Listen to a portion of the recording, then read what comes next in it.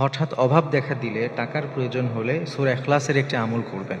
এই আমলটা নবী সাল্লাল্লাহু আলাইহি ওয়াসাল্লাম একজন সাহাবীকে শিখিয়েছিলেন।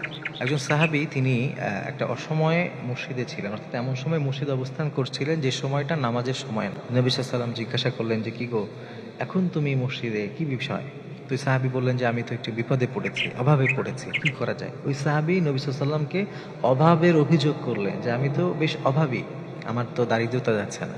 তখন নবীজি তাকে এই চমৎকার আমলটি শিখিয়েছিলেন। দেখেন সূরা ইখলাস কত সহজ, আমরা সবাই পারি কম বেশি।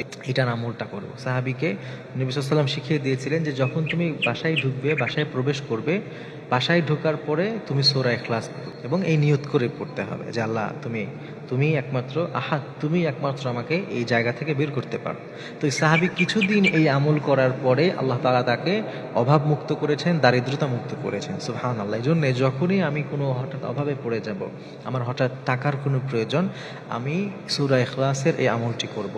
যেহেতু নবীজি সাল্লাল্লাহু আলাইহি ওয়াসাল্লাম বলেছেন, একটা অথেন্টিক হাদিস, নবীজির উপরে যদি পূর্ণ আস্থা থাকে, আল্লাহর উপরে যদি পূর্ণ বিশ্বাস থাকে, ইকিন থাকে, তাওয়াক্কুল থাকে, তাহলে এই আমল করলে অবশ্যই ফায়দা হবে। অনেক সময় আমরা এই সমস্ত কিছু আমলকে খুব একটা পাত্তা দিতে চাই না। আমরা মনে করি আচ্ছা আসলে কি এটা হয়, এটা কি হবে?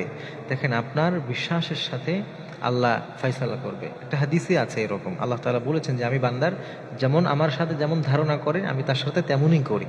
তো আমি যদি আল্লাহর সাথে ভালো ধারণা রাখি আল্লাহর ব্যাপারে যে আল্লাহই পারবেন, আল্লাহ পারবেন না তো কে পারবে?